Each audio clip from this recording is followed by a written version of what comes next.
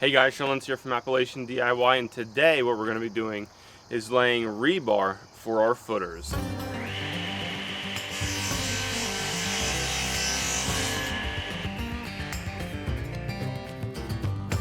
Alright guys, it is the next day. I just finished up tying all of our wire mesh down. We did it a little bit backwards. We laid our styrofoam down. The next step would have been to do our rebar around our footer, but we had a storm coming in last night and we knew that, so we put our wire mesh down a while to keep everything held down so it wouldn't blow away. Otherwise, after the foam, we would have went right to our rebar in our footer. It's kind of in the way now, but we're just gonna have to work around that.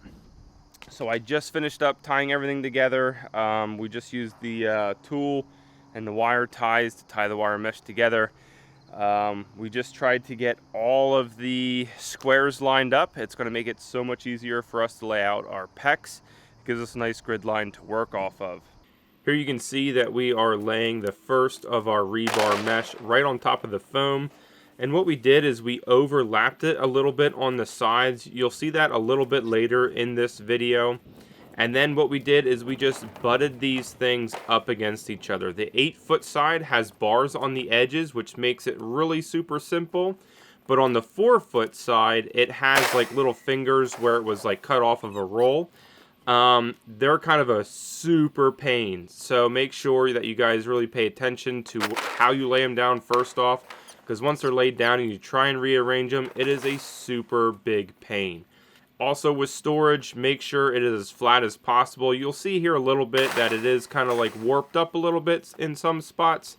So just try and make it store them as flat as you can. Here you can see that where we butted them up, we did have some overlap, about 3 to 2 squares per sheet in the longitudinal direction.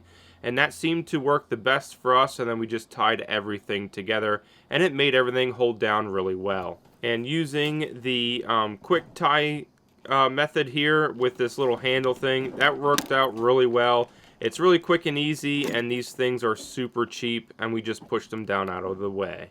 So what we're going to be doing today, guys, is we are going to be putting in 5/8 rebar or number 5 bar. What we have is we have some chairs to sit on. I believe they're 3 inches high. We have a 16-inch footer. What that's going to do is it's going to keep the rebar to the bottom of the footer. We don't want it in the middle. If you think of a rectangle, if it was like a jello rectangle and we went and bent it, most of the stretch is going to be on the bottom side of that rectangle. So we want to keep the rebar to the bottom portion of our footer. That's where the most bend would be. If you kept it in the middle and you thought about it, there's not much strength that you're going to get from putting it in the middle. Most of that stretch is on the bottom side of our footer. So we want to keep it low, and we will do that with our chairs. So what we're going to do is just start laying it down. For our corners, we need to bend them around. You can't just tie them in like that. They like to see it bent around there. So we're going to start laying that stuff right now. You can see here that the rebar mesh is kind of in our way. This is what I was talking about in the beginning. But we needed that mesh down first because of the storm. So we just kind of had to work around it. It was a little bit of a pain, but it worked out really well. Okay, so there you can see, really simple. You're just putting your chairs on the bottom of your footer and just running your bar right on top of that. So what we need for our curved ends is we need to curve our end and we need overlap on our rebar to tie into. Best practice is 40 times the diameter of your rebar. So if you have 5/8, let's get our calculator out here real quick. So 40 times 5/8 is 2 foot 1 inch. So what we're going to do is we are going to make our bend 2 foot 1 inch, do our bend, and then run down the back side of our footer here. That gives us plenty of overlap. So we'll tie in a couple places along that 2 foot section, and that is perfect for us. So that is your overlap, 40 times the diameter of your bar. So If you have 1/2 inch, just take 1/2 inch times 40, and that's how long you need your overlap to be. So this looks good. We'll start just continue working around our footer.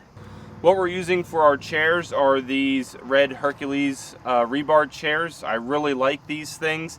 I don't like the metal ones because if you sit them down, you get water underneath your slab, and you didn't have a vapor barrier or anything like that, you might get some moisture in there and they're just going to start deteriorating, the metal rusting out, and it just has a path to climb right up to your rebar, making that small little channel. With the plastic, it's not going to rot, it's not going to rust, so it's a great barrier to keep water out. It's going to seal around with your concrete and you're not going to have any issues with plastic. That's why I went with these. So these are like a 10x6 chair. It spaces your rebar out about 5.5 inches apart from each other. This is perfect for your if you're doing a 12-inch footer, which we're doing, so that works perfect in here. And what we're doing for our spacing is we're trying to stay around 3 foot on our spacing. That is plenty enough. When we dump concrete on here, I have no issues with this going to be flexing and stuff with a 3 foot spacing. So what we're going to do is just run these chairs around here and snap them in, which is really nice. Rebar just lays right into here, it snaps into place, the little fingers hold everything together. You can run 5/8 and 1/2 inch in here. So we'll just go ahead and set our rebar with this. Okay guys, so what we're going to be doing right now is we need to bend our 3/8 rebar. It's really difficult. It's not like your 1/2 inch. Just that little 1/8 inch more makes a huge difference. This stuff is extremely hard to bend. What you can do is you can go out and buy a rebar bender cutter. They're about $300 to $400. I only need to bend 8 pieces of rebar, so we didn't go that route. We just kind of made something homemade here. So this is the Rebar 3000. So what we have is we have a probably about a 4-foot piece of 2x6. We nailed down 2 pieces of board. What that's going to do is it's going to keep our rebar centered in here, so we're not it's not rolling on us.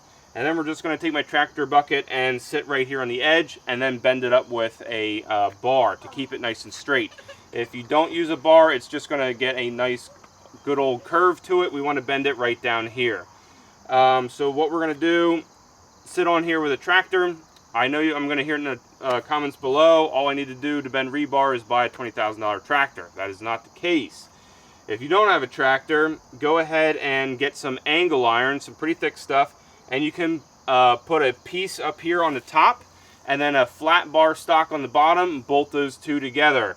It's going to be a little bit of a pain because you got to unbolt it unless you can make it hinge. But that will keep your rebar from popping up, or you can try and stand on this. I tried that, it's kind of difficult. I have a tractor, I'm going to use it. So we're just going to go ahead and bend this stuff up.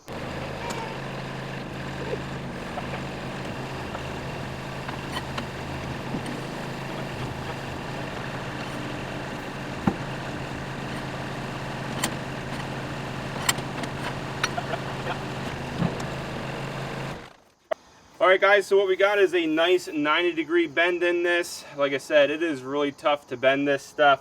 It might take 2 people, one to be standing on it, or have that piece where you can bolt on either side to keep this thing in place. Here you can see Yvonne and I placing the bent rebar into place. We just kind of snapped it down on one end where she's at in the chair. And then we came back later on and then just put the chairs in the middle. You can see them where we have them staged there to make our measurements around 2 to 3 feet. But just doing the ends worked out best. So what we're doing right now is we're bending over our wire mesh and tying it into our rebar. It's going to make it one solid unit and make it a lot stronger. What we're using now, I ran out of those twist ties, so we just have some wire here and we just do it old school and just with pliers.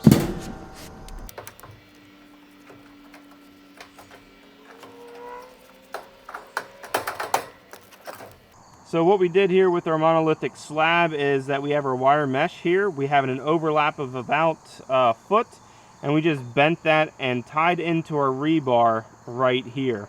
So this makes it one cohesive unit with our rebar and our wire mesh. Everything's all tied in together. So I'll show you real quick over here with our rebar corners. So for our rebar here in the corners, we have, remember we bent this at 2 feet 1 inch, and that's our overlap we have. And we just have it tied in right here and right here with wire ties. We just have it sitting on top of the chairs. So there's our overlap, guys. It worked out really well with this being around 20 feet. We're actually 21 feet. Getting 20-foot rebar, having our tie-ins like this, worked out really well. All right, guys, it is the next day. I just finished up tying all of our wire mesh down. We did it a little bit backwards. We laid our styrofoam down. The next step would have been to do our rebar around our footer, but we had a storm coming in last night, and we knew that, so we put our wire mesh down a while to keep everything held down so it wouldn't blow away. Otherwise, after the foam, we would have went right to our rebar in our footer. It's kind of in the way now, but we're just gonna have to work around that. So I just finished up tying everything together. We just used the tool and the wire ties to tie the wire mesh together. We just tried to get all of the squares lined up. It's gonna make it so much easier for us to lay out our pecs. It gives us a nice grid line to work off of. So right now we're gonna start laying our pecs. We're gonna be doing that on 12 inches on center because that's what our grid mesh is. I did kind of want to do 10 inches, but I think that's gonna be a little bit of a pain measuring everything out. We'll just do 12, then we'll have plenty of pecs left over, especially because we need to measure for coming up 4 to 5 feet. We were really close, we were around 9 something. With just laying it out like that. So I think we'll do 12 inches on center. I think that'll work out really well, and we'll start laying this stuff down. But that will be in another video, just laying the pecs, getting all of that straightened out. So I'll catch you guys later. I hope you enjoyed this video. Make sure you hit that like button and head over to Appalachian DIY for more videos. Thanks again, guys, and I hope to see you next time.